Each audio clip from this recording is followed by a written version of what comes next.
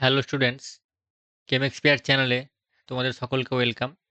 আজকের ভিডিওতে আমি খুব ইন্টারেস্টিং একটি রিঅ্যাকশন নিয়ে আলোচনা করব, যেটি মূলত আমাকে আইআইটি গুয়াহাটির পিএইচডি ইন্টারভিউর সময় জিজ্ঞেস করা হয়েছিল যে কিভাবে তুমি টলুইন থেকে বেনজোইক অ্যাসিড তৈরি করবে।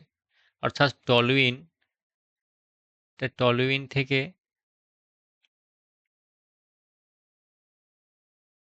টলুইন থেকে তুমি কিভাবে বেনজোইক অ্যাসিড তৈরি করবে একটি ধাপে, ওয়ান স্টেপে তুমি কিভাবে টলুইন থেকে বেনজোইক অ্যাসিড তৈরি করবে। এটি করার জন্য তোমাকে রিয়েজেন্ট নিতে হবে পটাশিয়াম পারম্যাঙ্গানেট, অর্থাৎ কেএমএনও4 বেসিক মিডিয়ামে, এখানে তুমি কেওইচ নিতে পারো বেসিক মিডিয়ামে। তাহলে প্রথমে পটাশিয়াম একটি সল্ট তৈরি হবে এবং তারপরে তাকে তুমি যদি অ্যাসিডিফাইড করো তৈরি হবে বেনজোইক অ্যাসিড। আচ্ছা, প্রথম ধাপে তৈরি হবে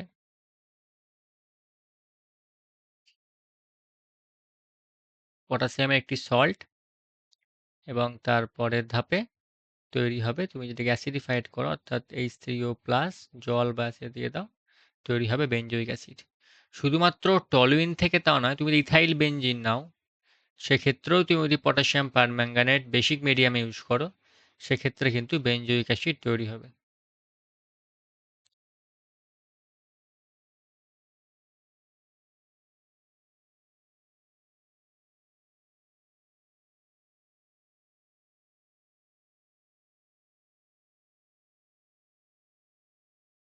আমি এখানে OH- দেখালাম, একটা ধাপে করে দেখালাম।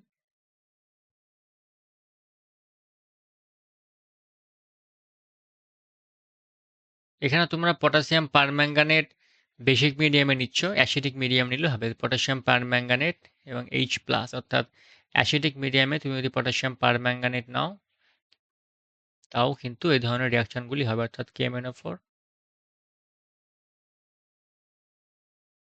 H+ অ্যাসিডিক মিডিয়ামে তুমি যদি পটাশিয়াম পারম্যাঙ্গানেট দাও সেক্ষেত্রেও কিন্তু বেনজোইক অ্যাসিড তৈরি হবে। অর্থাৎ এই বেনজাইলিক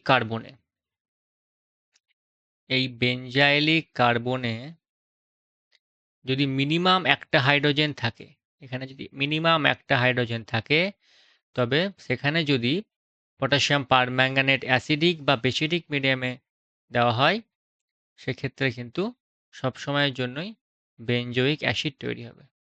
সে সাইড চেন যতবারই হোক না কেন আমাকে দেখতে হবে যে এই কার্বনের সঙ্গে একটি হাইড্রোজেন আছে কিনা। মিনিমাম যদি একটি হাইড্রোজেন থাকে তবে তুমি যদি এখানে পটাশিয়াম পারম্যাঙ্গানেট KMnO4 এবং বেশ OH- অর অ্যাসিড যে কোনো একটি দিতে পারো, বেসিক বা অ্যাসিডিক, তবে কিন্তু এখানে তৈরি হবে বেনজোইক অ্যাসিড। ওকে, তৈরি হবে কিন্তু বেনজোইক অ্যাসিড। বুঝছে? এইবার আমি যদি এরকম কম্পাউন্ড নিই,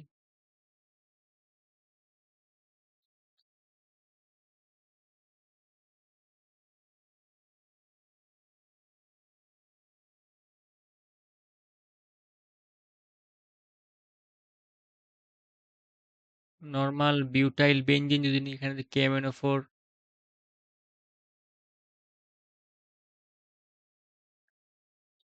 সেক্ষেত্রেও কিন্তু বেনজোইক অ্যাসিড তৈরি হবে। অর্থাৎ সাইড চেন যতবারই হোক না কেন আমাকে দেখতে হবে যে কার্বনটি বেনজিনের সঙ্গে জুড়ে সেই কার্বনে যদি মিনিমাম একটা হাইড্রোজেন থাকে তবে সবসময়ের জন্য সেটি বেনজোইক অ্যাসিডে কনভার্ট হয়ে যাবে। এখন যদি তোমাকে এই ধরনের কোনো কম্পাউন্ড দেওয়া হয়,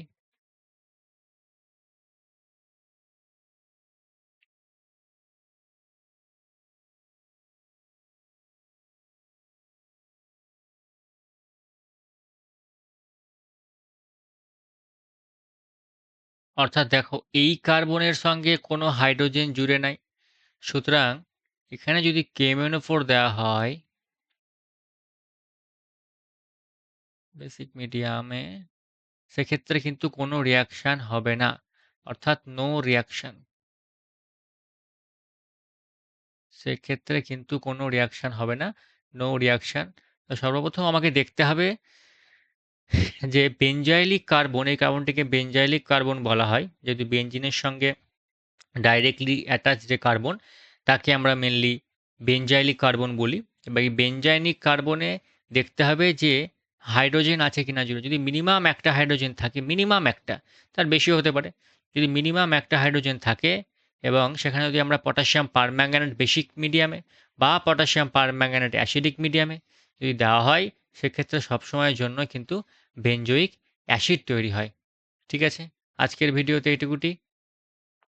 যদি তোমাদের ভিডিওটি ভালো লাগে থাকে অবশ্যই একটি লাইক এবং কমেন্ট করো। যদি কোনো কোশ্চেন থাকে সেটিও আমাকে কমেন্ট করতে পারো। চলো টাটা বাই।